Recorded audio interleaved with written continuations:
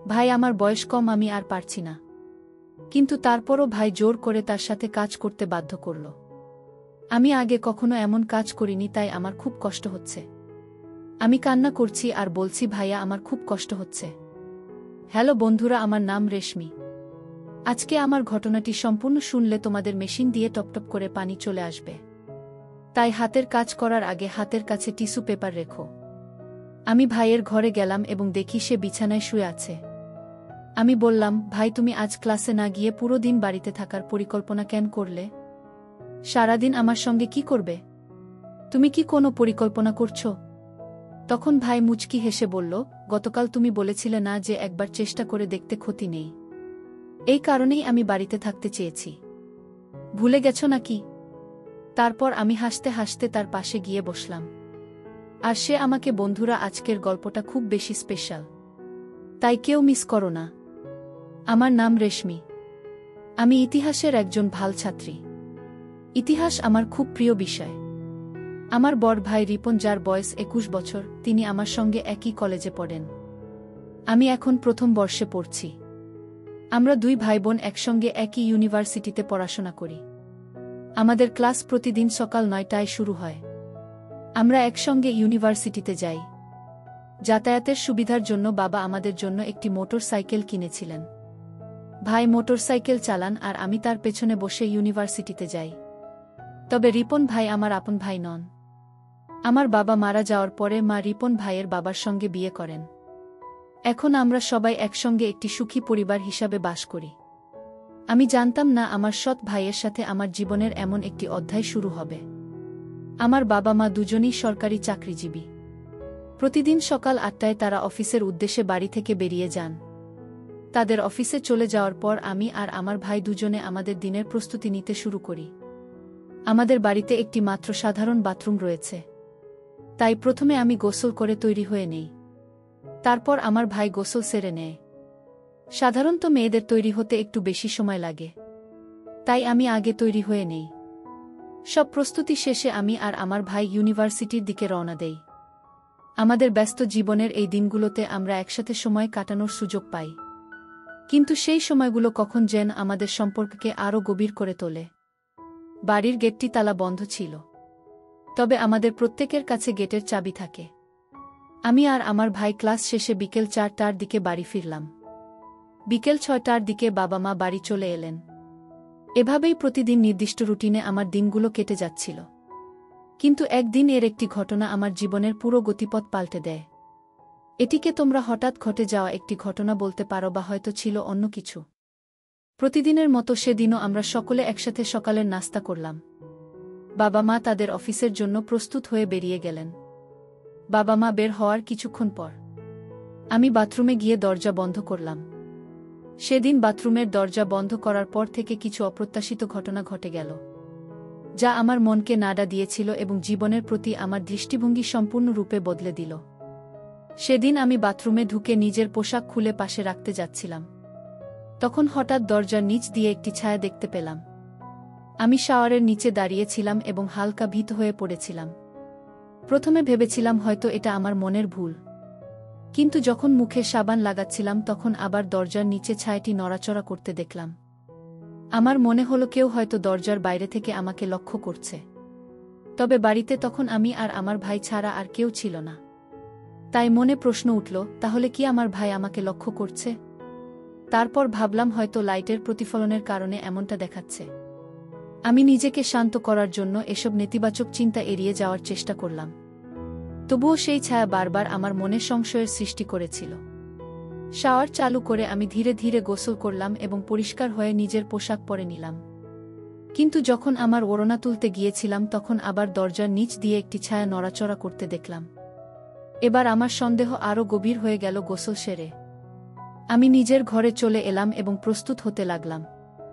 অন্যদিকে ভাই কিছুক্ষণ পর তৈরি হয়ে আমাকে ইউনিভার্সিটিতে নিয়ে যাওয়ার জন্য ডাকতে এল। আমরা দুজনেই বাড়ির দরজা বন্ধ করে ইউনিভার্সিটি উদ্দেশ্যে বেরিয়ে পড়লাম। প্রতিদিনের মতো সেদিনও আমি মোটরসাইকেলে ভাই এর পেছনে বসে পড়লাম এবং আমার ব্যাগটি ভাইয়ের পেছনে ও আমার সামনে রাখলাম। তবে সেই দিন কি এমন কিছু ঘটতে চলেছিল যা আমার প্রতিদিনের স্বাভাবিক রুটিন থেকে আলাদা? এই প্রশ্ন আমার মনে ঘুরপাক খাচ্ছিল। সেদিন আমার মন যেন অন্য এক জগতে হারিয়ে গিয়েছিল। সেই দিনের অনুভূতিগুলো এমন ছিল যা ভাষায় প্রকাশ করা সম্ভব নয়। তবে পরের দিন সকাল থেকেই আমি ভাবতে শুরু করলাম কিভাবে নিশ্চিত হব যে আমার ভাই সত্যিই আমাকে বাথরুমের দরজার বাইরে থেকে দেখেছিল কিনা। অনেক চিন্তা করার পর আমার মাথায় একটি পরিকল্পনা এল। বাবা মা অফিসে চলে যাওয়ার পর আমি আমার মোবাইল ক্যামেরায় ভিডিও রেকর্ডিং চালু করলাম এবং সিটি বাথরুমের বাইরে এমন একটি জায়গায় রেখে দিলাম যেখানে যদি কেউ দরজার বাইরে থেকে কিছু করার চেষ্টা করে তা রেকর্ড হয়ে যাবে।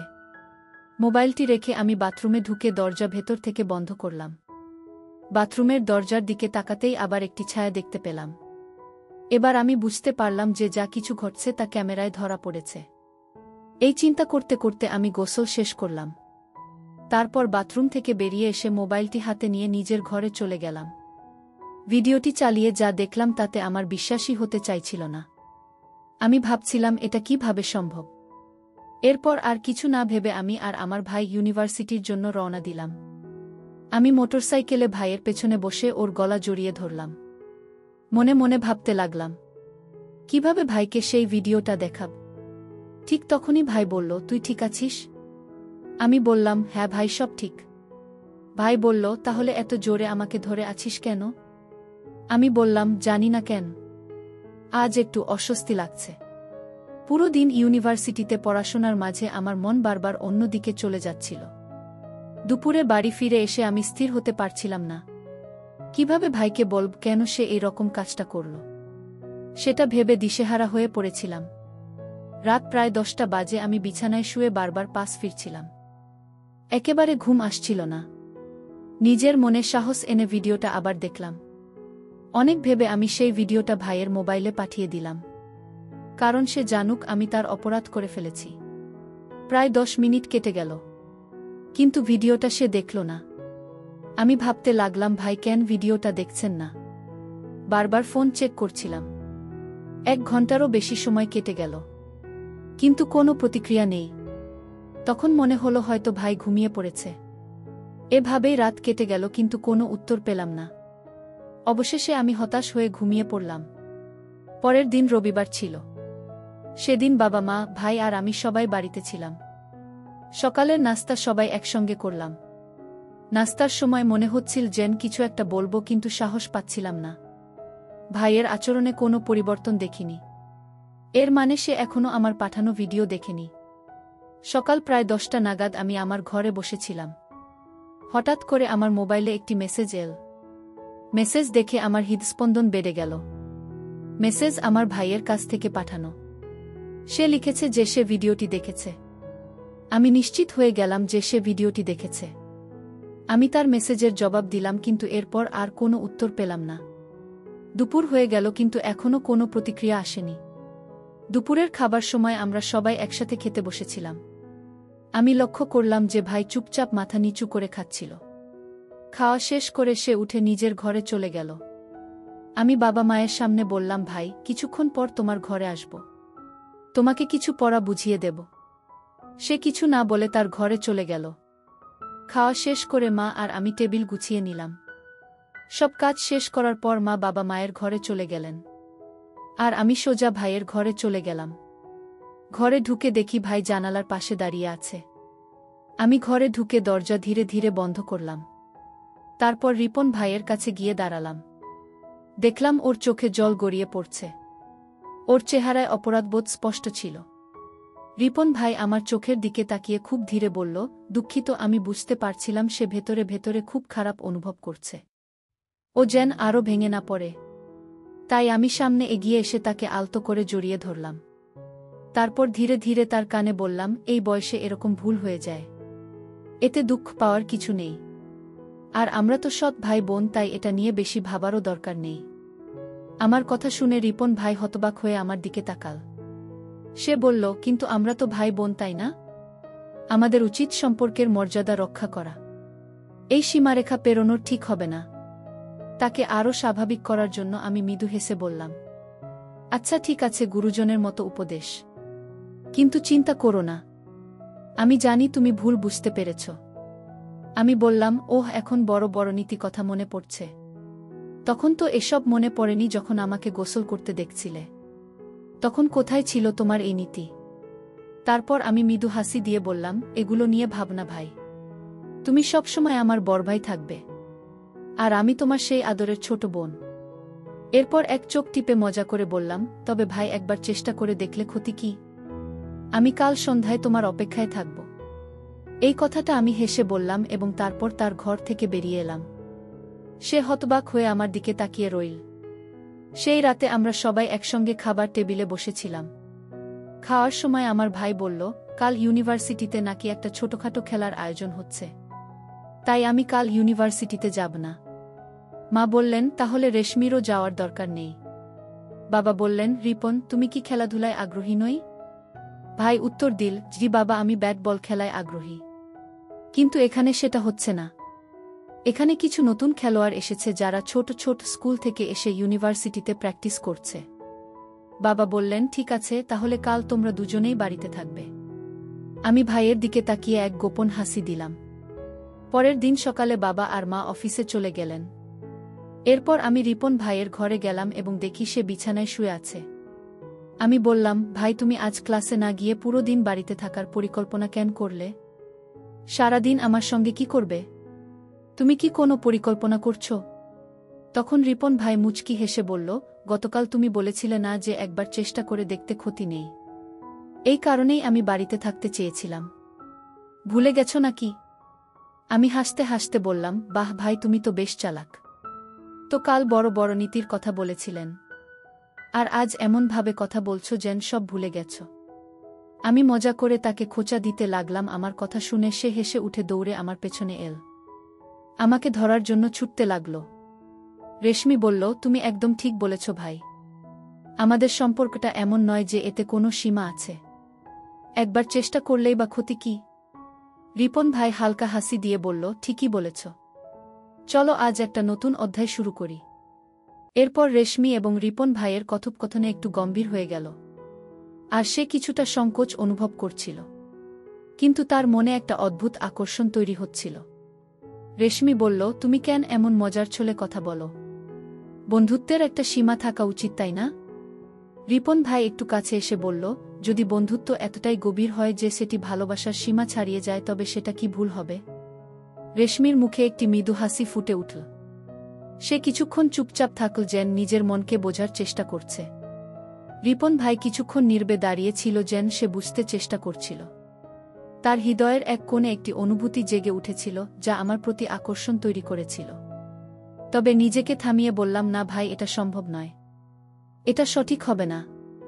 রিপন ভাই গভীর দৃষ্টিতে তাকিয়েছিল। সেই দৃষ্টির মধ্যে কি যেন এক অনুচ্চারিত কথা ছিল, যেন সে আমার সব অনুভূতি বুঝে ফেলেছে। আমি নিজের হাত দুটো মুষ্টিবদ্ধ করে শক্ত করে ধরলাম, যেন সাহস যোগায়। তারপর বললাম, আমি কখনো এমন অনুভব করিনি। তোমার সঙ্গে থাকলে মনে হয় আমি সঠিক পথে আছি। আমার কণ্ঠ কাঁপছিল, প্রতিটি শব্দ যেন নিজের ভেতর থেকে টেনে বের করতে হচ্ছিল। যদি তুমি মনে করো আমি ভুল করেছি, তবে আমি তোমার সব কথা মেনে নেব। আমি এক মুহূর্ত থামলাম, তারপর প্রশ্নটা করে ফেললাম, শুধু বলো, তোমার মনে আমার জন্য কি আছে? রিপন ভাই কিছুক্ষণ চুপ করে রইল, যেন শব্দগুলো গুছিয়ে নেওয়ার চেষ্টা করছে। তার চোখে এক ধরনের গভীর মমতা ছিল, কিন্তু সঙ্গে একটা দ্বিধাও। তুই যেটা বলছিস জানিস, আমি কখনো ভাবিনি তুই এমন কিছু বলবি, সে বলল, তার কণ্ঠে একটা অচেনা আবেগ। আমার বুক ধক করে উঠল। তুই জানিস না তোকে নিয়ে আমার চিন্তাগুলো কতখানি গভীর। আমি চাই তুই সব সময় হাসি খুশি থাকিস। কিন্তু সে থেমে গেল। আমি ধীরে ধীরে বললাম, কিন্তু কি ভাই? সে এক দীর্ঘশ্বাস নিয়ে বলল, আমি চাইনি তুমি আমার উপর নির্ভর করিস, কারণ তুই নিজেই নিজের পথ তৈরি করতে পারিস। কিন্তু তুই যদি বলিস যে আমি তোর জন্য কিছু, তাহলে তার কণ্ঠ আটকে গেল। এই প্রথমবার আমি তার ভেতরে দ্বিধা ও ভালোবাসা টানাপোড়েন অনুভব করলাম, যেন আমরা দুজনেই বুঝে গেছি এই সম্পর্কটা শুধুমাত্র কথায় ব্যাখ্যা করা নয়, এটা অনুভবের। রিপন ভাইয়ের চোখে জল চলে এল। সে ধীরে ধীরে বলল, তোমাকে ছাড়া আমি অসম্পূর্ণ, কিন্তু আমার ভয় হচ্ছে এই পথে হাঁটলে আমাদের জীবনে বড় পরিবর্তন আসবে। ভাইয়ের হাত ধরে বললাম, পরিবর্তনকে ভয় পেও না। যদি আমাদের সম্পর্ক সত্যি হয় তবে এই পরিবর্তন আমাদের জন্য নতুন সম্ভাবনা নিয়ে আসবে। আমি তোমাকে কখনো কষ্ট দেব না, এই কথা দিলাম। রিপন ভাই মৃদু হাসি দিয়ে আমার দিকে তাকাল। বলল, তাহলে তুমি সত্যিই আমাদের সম্পর্কে এতটা গুরুত্ব দাও? তাদের চোখের ভাষা সবকিছু বলে দিচ্ছিল, যা শব্দের চেয়েও গভীর ছিল। অবশেষে তারা নিজেদের অনুভূতিকে গ্রহণ করল এবং একে অপরকে জড়িয়ে ধরল। তাদের সম্পর্ক আর বন্ধুত্বের সীমায় আটকে থাকল না, বরং নতুন এক অধ্যায়ের সূচনা করল। এটি ছিল এক নতুন অধ্যায়ের সূচনা যেখানে ভালোবাসা আর বিশ্বাস ছিল তাদের পথ প্রদর্শক। রিপন ভাই রেশমির জীবনের এক নতুন মোড় এল। তাদের বন্ধুত্ব ধীরে ধীরে গভীর ভালোবাসার রূপ নিল। তবে এই সম্পর্ক ছিল তাদের নিজস্ব একটি গোপন অধ্যায়, যা তারা বাইরের পৃথিবীর চোখ থেকে লুকিয়ে রাখতে চেয়েছিল। পরের দিন সকালে রেশমি কিছুটা চিন্তিত মনে হচ্ছিল। রিপন তাকে দেখে জিজ্ঞাসা করল, কি হলো? তুমি কি কিছু নিয়ে উদ্বিগ্ন? রেশমি মাথা নিচু করে বলল, ভাই, সব কিছু এত তাড়াতাড়ি হয়ে গেল যে আমি বুঝতে পারছি না সামনে কি হবে। সমাজ, পরিবার, তারা কখনো আমাদের এই সম্পর্ককে মেনে নেবে না। রিপন ভাই ধীরে ধীরে তার কাছে এসে বলল, রেশমি, যখন আমাদের ভালোবাসা সত্যিকারের তখন আমাদের কারো অনুমতির প্রয়োজন নেই। আমরা একসঙ্গে আছি, এটাই সব কিছু। রেশমি তার কথা শুনে একটু আশ্বস্ত হল। সে গভীরভাবে রিপনের চোখে তাকিয়ে দেখল এবং বুঝতে পারল যে তার ভালোবাসার শক্তি তাদের সব বাধা অতিক্রম করতে সাহায্য করবে। ভয় পাওয়ার কিছু নেই। তবে যদি তুমি চাও আমরা আমাদের সম্পর্কের কথা গোপন রাখতে পারি, যতক্ষণ না সঠিক সময় আসে। রিপন ভাই ধীরে ধীরে বলল। রেশমি তার দিকে তাকিয়ে বলল, আমি শুধু চাই আমরা যেন একে অপরকে বুঝি এবং সব সময় পাশে থাকি। যদি আমাদের মধ্যে বিশ্বাস থাকে তাহলে আমরা সব বাধা পার করতে পারব। কয়েকদিন সব কিছু ভালোভাবেই চলছিল। তারা সিদ্ধান্ত নিয়েছিল যে তাদের সম্পর্ক তাদের পড়াশোনা এবং ক্যারিয়ারের উপর প্রভাব ফেলতে দেবেন না। কিন্তু ভালোবাসা এমন একটি অনুভূতি যা চেপে রাখা কঠিন। একদিন কলেজের ক্যান্টিনে রেশমি এবং রিপন চুপি চুপি কথা বলছিল। তখন তাদের ক্লাসমেট রিমা বিষয়টি দেখে ফেলে। সে হেসে বলল, এই কি চলছে তোমাদের মধ্যে? রেশমি আর রিপন মুহূর্তের জন্য চুপ হয়ে গেল। রিমার হাসির মধ্যেও একটা কৌতূহল লুকিয়েছিল। রিপন ভাই হালকা হাসি দিয়ে বিষয়টা অন্য দিকে ঘোরানোর চেষ্টা করল। কিন্তু রিমার মুখে যে অভিব্যক্তি ছিল তাতে মনে হচ্ছিল যে সে আরও কিছু বলতে চায়। রিমা মনে সন্দেহ জাগে যখন সে রেশমি আর রিপনের আচরণ লক্ষ্য করে। তারা তাড়াতাড়ি বলল, কিছুই না, এমনই কথা বলেছিলাম। কিন্তু আমার মনে সন্দেহ আরও গভীর হল এবং সে তাদের কথা মনোযোগ দিয়ে শুনতে শুরু করল। সেদিন সন্ধ্যায় রিপন ভাই বাড়িতে একা ছিল। এমন সময় রেশমি তাকে ফোন করল। রিপন ভাই, তোমার সঙ্গে খুব জরুরি কথা বলতে হবে। আর সে চিন্তিত স্বরে জিজ্ঞাসা করল, কি হয়েছে? সব ঠিক আছে তো?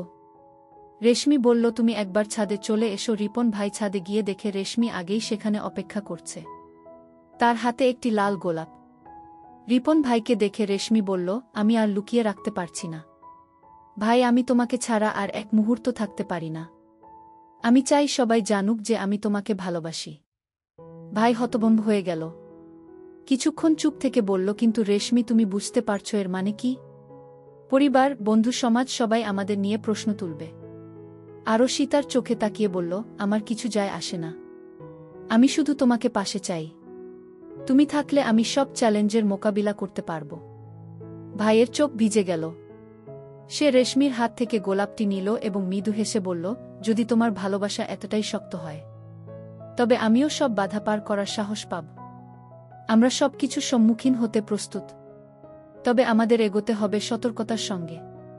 রিপন ভাই বলল। রেশমি মৃদু হেসে তার কথা মেনে নিল।